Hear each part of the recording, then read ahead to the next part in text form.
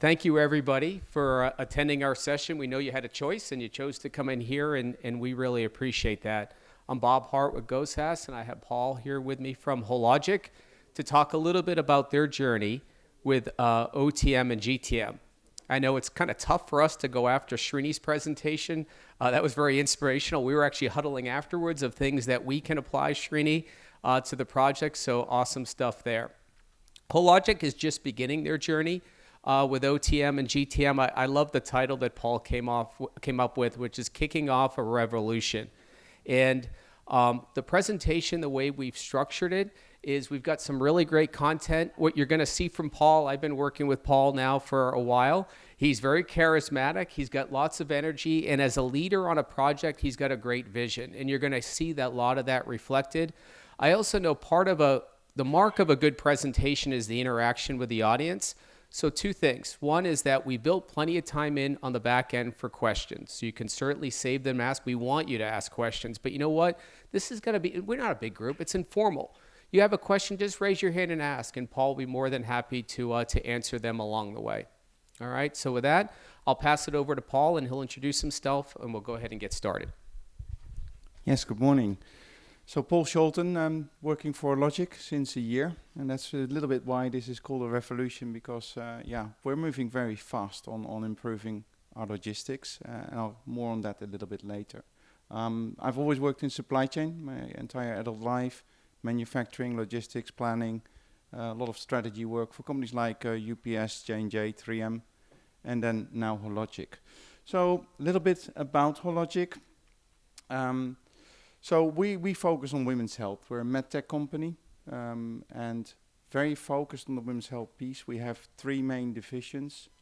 One is on molecular diagnostics, where we do testing for things like viruses like COVID, HIV. We also have a global surgical division, so surgical items mainly focused on women's health. And then we have another division on breast and skeletal health. So we're one of the leaders in scanning for breast cancer. So those are some of the things we do.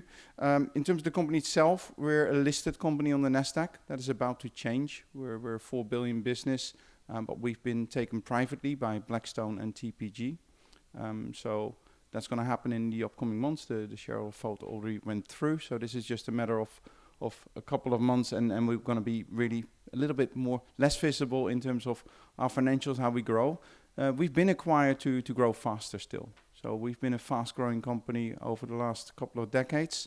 That will continue, and I think we'll grow so much further that it's really important to scale for growth. So all of the things that we do are not just to drive some savings and to do something slightly better, but it's really to build those capabilities that you need once you become a bigger company.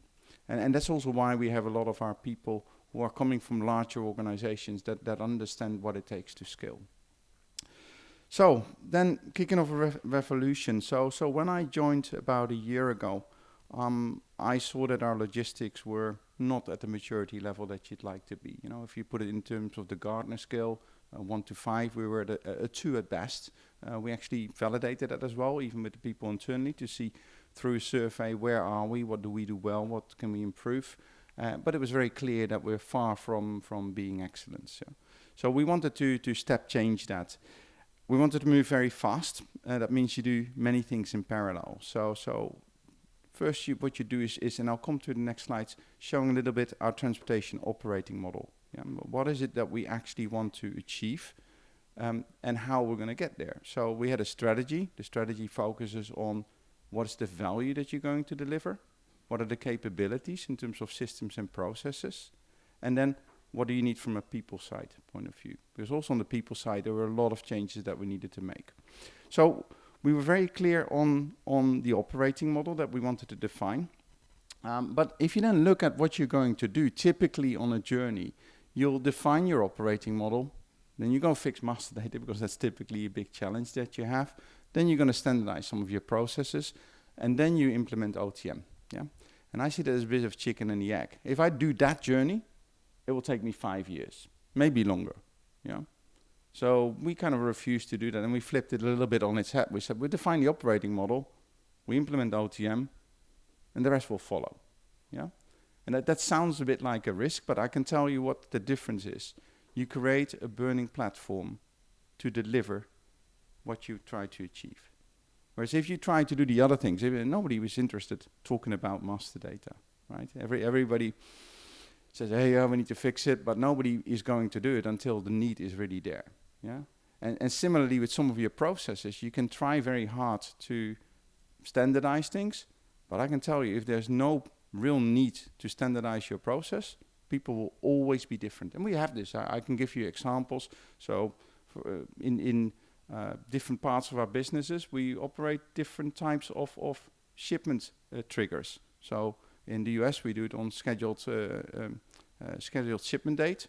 In Europe, we do it on requested delivery date. Now, of course, you want to do it on the latter, but to convince the US to do it differently, they came up with 1,000 reasons why they can't. Now I implement the system. I said, sorry, this is the only way to do it. We're not going to change the system for you, right? But I'll give you other options how to manage the shipments. So these kind of changes were impossible to make without the system. With OTM, I can push people a little bit harder to make those things happen. Okay. So let's talk about the operating model a little bit. And I'll take this slow because, we've thought really hard about this. So when we, and by the way, I've got Melanie here with me, who's in my team, and Melanie looks after the transportation. I look after the logistics overall. And Melanie did a lot of work between sort of March last year and June last year to decide what our operating model should look like. So fair amount of investment in talking with everybody, understanding where we are, what our maturity is. And then this is the kind of one page that explains where we're at. This is not necessarily our vision for the next 5 years, but it's kind of saying where we are now and how we want to do things. And if you look then at the different aspects of your TMS, the functionalities, right, then we have a clear view. I mean, ultimately, you want to automate as much as possible, and you want to, of course, have a high degree of automation. But you can't do that on day one. So we were very articulate in what we want to achieve first in terms of the system being implemented, but also then the degree of automation. So I'll take them one by one. So on transport planning, right, very manual today in Hologic. Everybody has their own way of planning. And then what we do is we kind of keep it simple by having very few carriers taking care of a lot of stuff that we do. And maybe some more detail on what we do. We have medtech equipment, so white glove deliveries. We have spare parts for that equipment. And then we have consumable items. Consumable items very much shipped into parcels, but some of those, minus 70 degrees, minus 20 degrees, 2 to 8. Some can be shipped ambient, but only for a limited amount of time. A lot of complexity, yeah. So even though our business is not huge, if you look really in the number of SKUs, it's okay, but there's a lot of complexity underneath that you need to take care of. So today we did that by kind of having like one carrier, taking very little risk on things. So say, oh, well, whatever needs to be temperature controlled, we ship temperature control, sending a lot of express shipments, even though it might not be required for the customer. So from a planning perspective, we simplify things to be able to manage them. And by the way, we've got great service levels, so that's the one good thing that we already have. But we're not very sophisticated in the execution of it. So we really want to control that space ourselves. So we're going to execute the planning. We will continue to do that. Very strategic for us. But we want the TMS to handle this for us and to automate more and more of that aspect of it. So very high degree of automation. Some of it completely seamless, where we don't have no touch planning. Other parts where you get recommendations or where you challenge the system. And we're already thinking, of course, of AI with Sri's presentation. You can clearly see how you can impact the planning and how you can ask very clever questions on how you might want to do things differently. So scenario planning for me is also an aspect that is part of the planning. Then in terms of the booking, we do some booking, but by and large our warehouses are outsourced. We have a couple of warehouses in the US ourselves, so there we do some booking, but here we leave that to the 3PL. What we do with the TMS is just send the signal of what shipments they can expect to be picked up, but then we don't do clear bookings for the warehouse and all of that. We leave that to the 3PL, also because they got other customers. It's not most of the facilities we're in a multi-user, and we just occupy a small part of that. Then when it comes to the visibility piece, I'll take the the shipment preparation, sorry, shipment preparation, let's talk about that first. This is a mixed task where we have some of the 3PL doing that, but also some of the control tower. We have some very complex shipments. We ship to Africa, for example, and going to Africa, we do multi-drops, and we have very specific needs for the customer. So, and specific document requirements, right? So more and more we're starting to use the control tower concept. So control tower for us is an outsourced party handling on our behalf. I would call it admin staff, right? I see more and more of that going into agents in a way as well. But we certainly, with few people, we don't want to end up spending a lot of our time there, right? It's critical to do it well, but you want to standardize that and you want to outsource it. So we will see a little bit of automation in that with the system, but it will take time. I love what AI can do later on, because I think documentation is actually where AI is very, very smart and can move very fast. But for now, we keep the processes that we have and just implement OTM first. Then on the monitoring, that's where we're going to make real big improvements. So we do have tracking in place, also through the control tower, but it's very manual.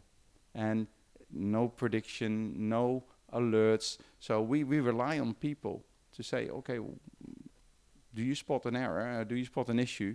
And we do when a milestone is hit late. But if the milestone is not hit in the first place, we sometimes don't even see it. So we're not as clever to say, okay, well, did it actually leave the factory, but does it hit the first point of shipment? I'll give you an example. We were shipping stuff from the US into Europe recently. We switched the carrier. They used a rail lag in the US to get to the port, and the goods have actually never got to the port. We didn't spot it until 4 weeks later, 5 weeks later. We were way behind on those shipments, resulting in air freight, resulting in other problems. So clearly with OTM, we're going to make an absolute leap to having that much more visible. It's a high degree of automation through what we set up with the integrator. We use just Transform in this case. And then with that, we also going to look into predictive ETA. So that's another area where we want to go pretty fast. Then on the invoicing process, so we have a separate outsourced party for that, a company called Invios. We do want to keep them for the moment. We know that OTM can do this, and that there's ways of doing self-billing. But we clearly made the choice to leave that for the time being with a third party, but change their process in line with what OTM can deliver. So we still will have a much higher degree of automation and what I'd call the three-way match, right? Because today these guys were doing a two-way match. They check the invoice and the rate table, but we never check what we actually shipped. What were the actual kilos? What were the actual cubic meters? So that we will really advance to another level as well. And then the other functions are more around, the engineering, so network design, I would say, for me is critical. We ship goods all over the world. We ship them sometimes up and down. We ship something to China, but then later on, the US says, I can use that, and we ship it back to the US, or with air freight. And these are things that we can dramatically improve by having the visibility through OTM.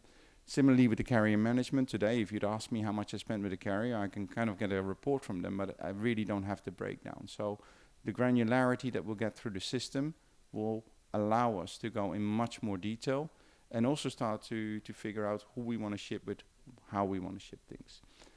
And finally, the reporting.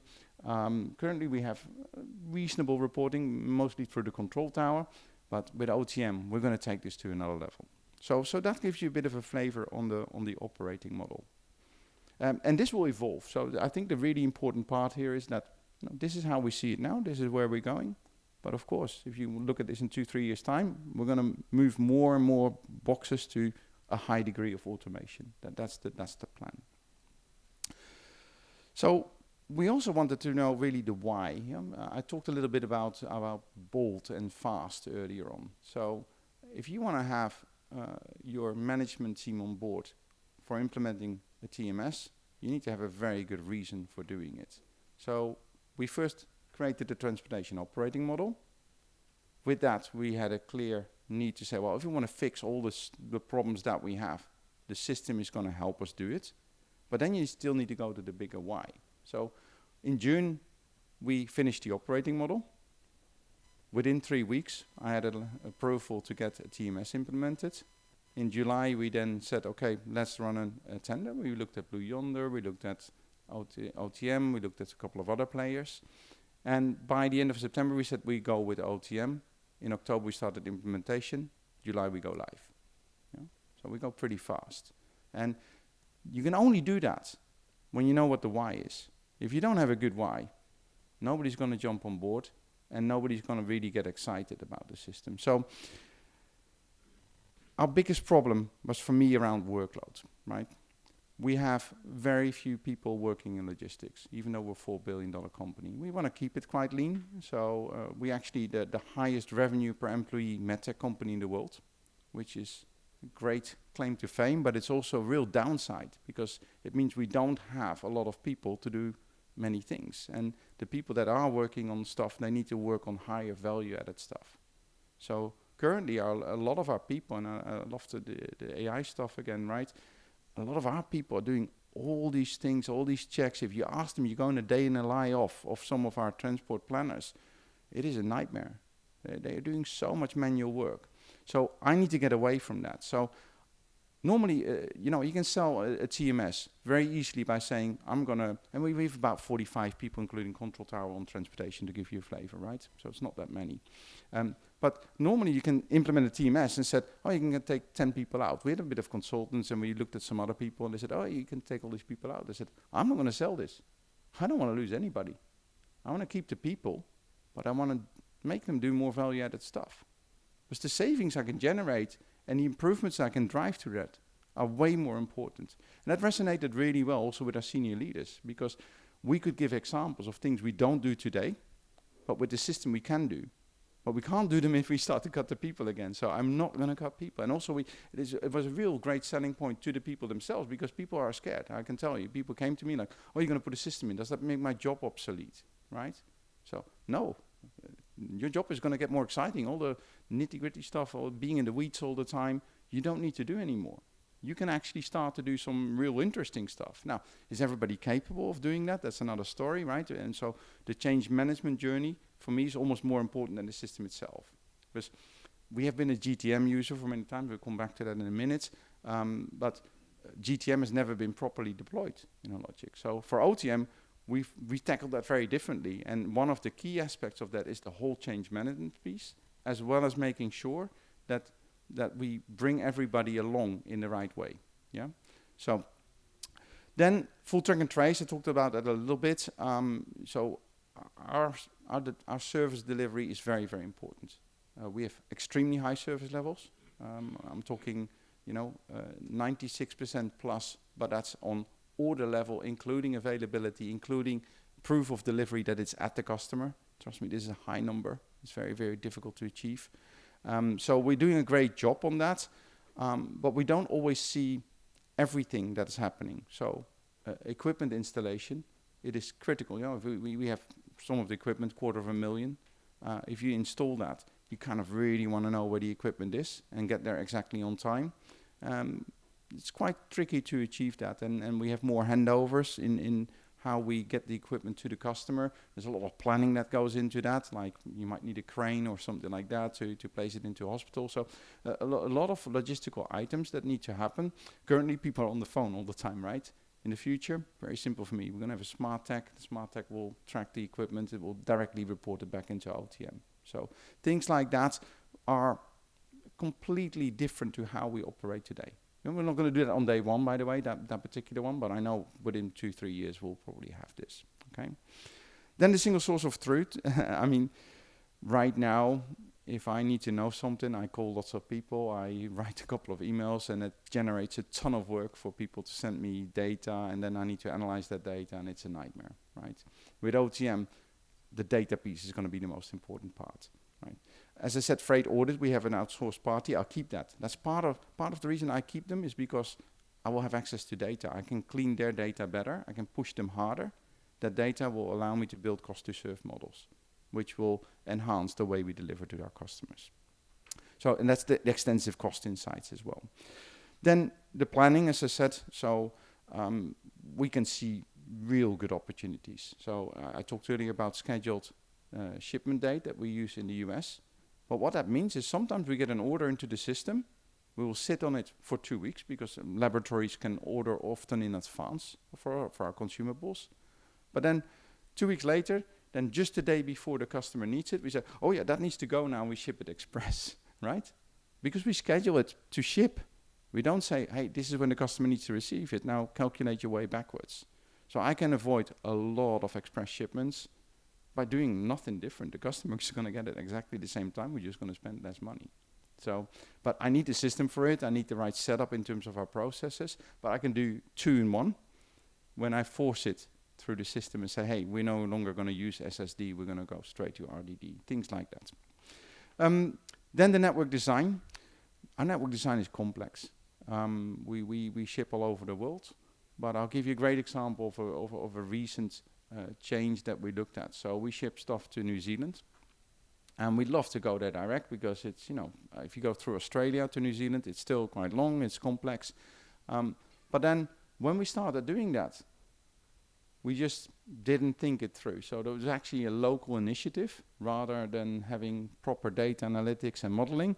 And they said, oh, we're going to ship some stuff to New Zealand. Well, guess what? The stuff that went straight to New Zealand was cheaper. But the implications of doing that for the remainder of the volume were disastrous, because then the stuff that was going to Australia went from 40-foot containers to 20-foot containers, which are almost just as expensive. Then the remainder that was still coming through Australia going into New Zealand all became air freight. Yeah? Now, we're talking about roughly 500,000 spent here, so it's not a huge amount, but we ended up spending actually like 100,000 more because of the new network design, which seemed to be the right thing to do. Yeah? So sometimes you need hub and spoke, but sometimes you can go direct, but you need to understand the total working of what's happening. So network design for me, out of OTM, I'm going to be able to already optimize our network in so many different places. I've got a list of about 10, 15 projects that I'm going to run that will enhance the way we get to our customers. Faster, better, cheaper. Okay? And most importantly is really the capability. Yeah? It's scaling for future growth. I talked about that. For me, it's absolutely critical as our business is growing that we bring everything under the OTM umbrella. And GTM for that matter as well. And so with that, Bob. All right, back again. So Paul touched on it, right? So Hologic, well, they're just beginning their journey, and Paul talked about launching the project in October. They've actually been a GTM customer for a long time, for 12 plus years. And they've only been using GTM a sliver of that functionality. They were really just using for restricted party screening at a transaction level. But the reality is, I mean, some of you know this, you maybe work with GTM, there's so much more that can be done.